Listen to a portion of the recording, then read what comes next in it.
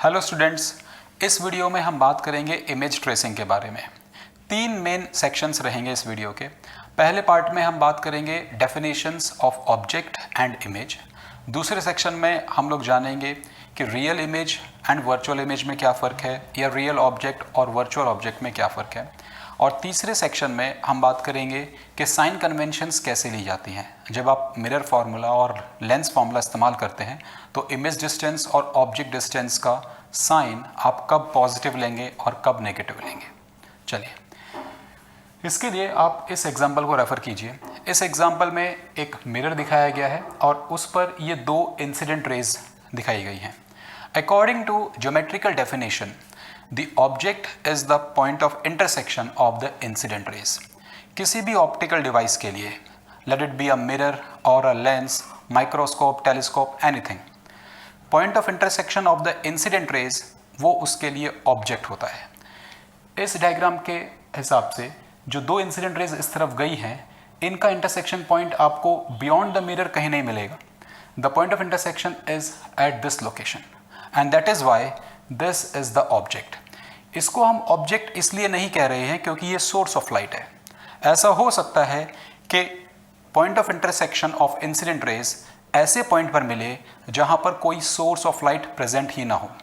इस particular case में source of light अगर हम इसको मान लें तो source of light and point of intersection same आ रहा है, इसलिए यही ऑब्जेक्ट है और यही सोर्स ऑफ लाइट भी है। लेकिन आने वाले एग्जाम्पल में हम अभी देखेंगे कि पॉइंट ऑफ इंटरसेक्शन वहाँ लाई कर जाएगा जहाँ वास्तव में सोर्स थी ही नहीं। So you should go with the definition of the geometrical object and this is simply the point of intersection of the incident rays. See, दोनों रेज हैं and they are getting intersected at this location. That is why this point is the object. Okay.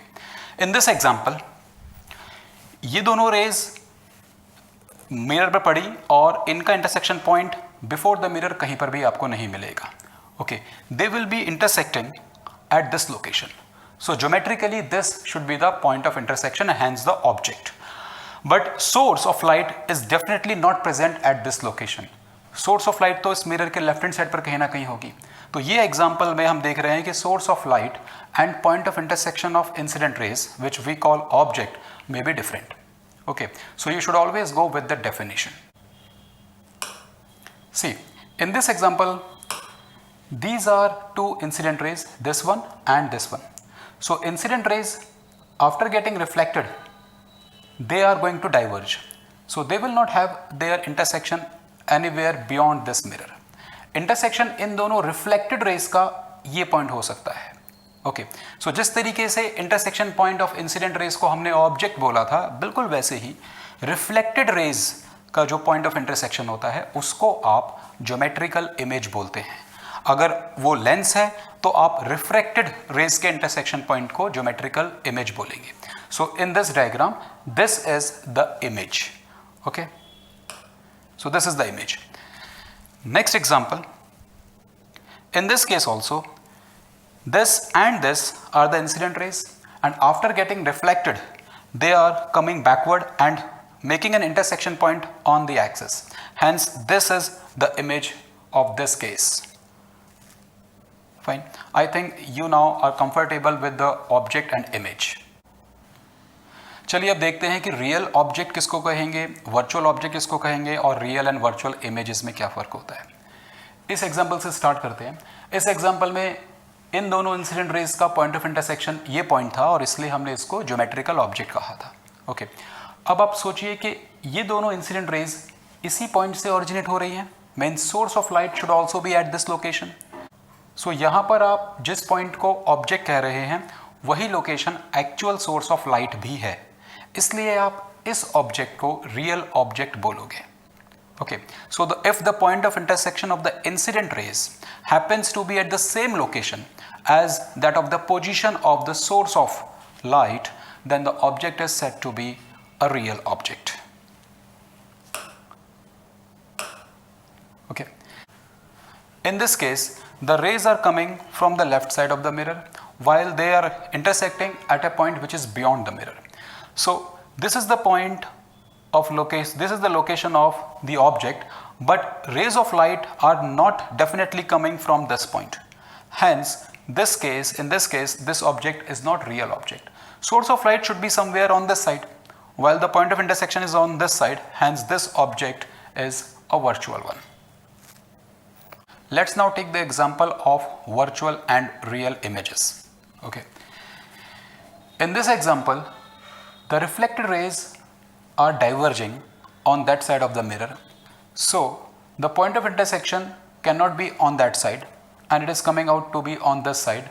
This is the point where the image is there, and this image is said to be virtual because rays of light were never able to reach this point.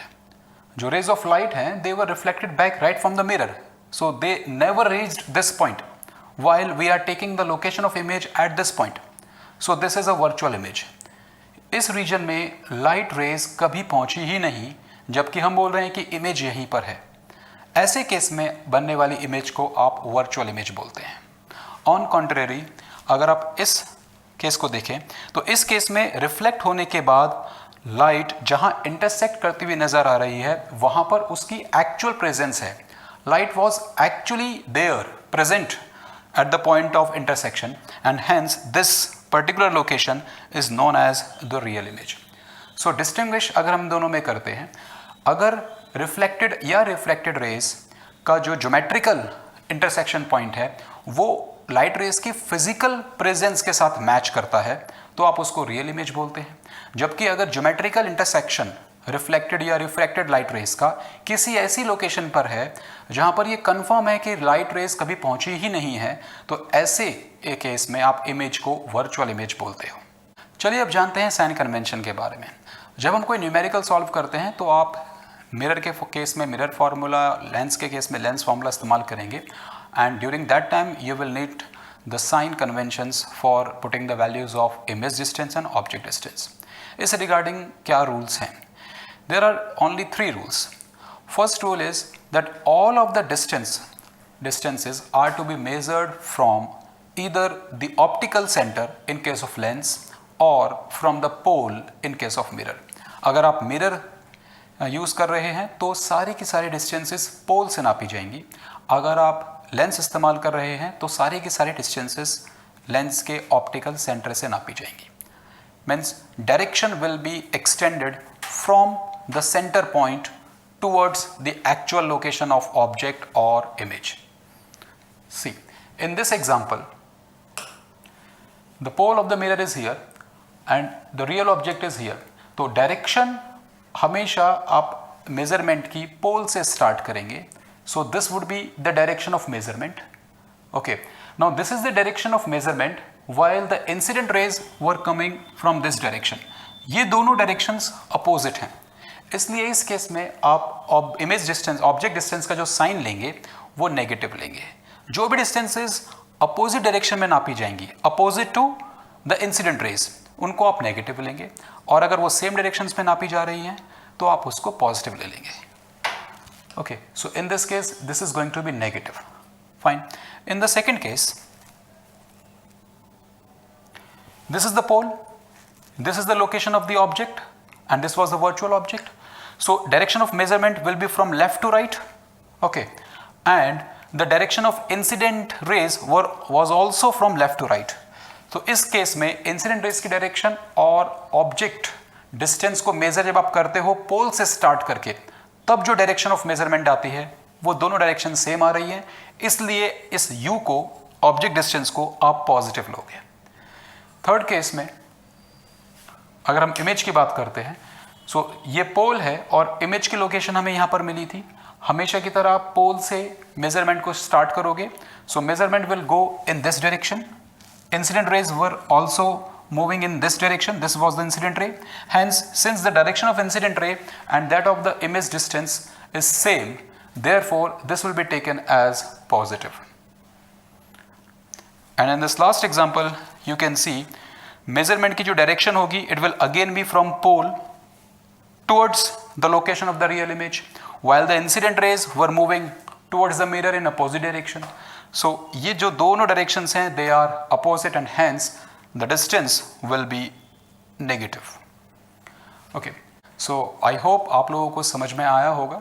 अगर कोई doubt है तो आप comment box में उसको लिख सकते हैं। I will definitely answer that. Thank you.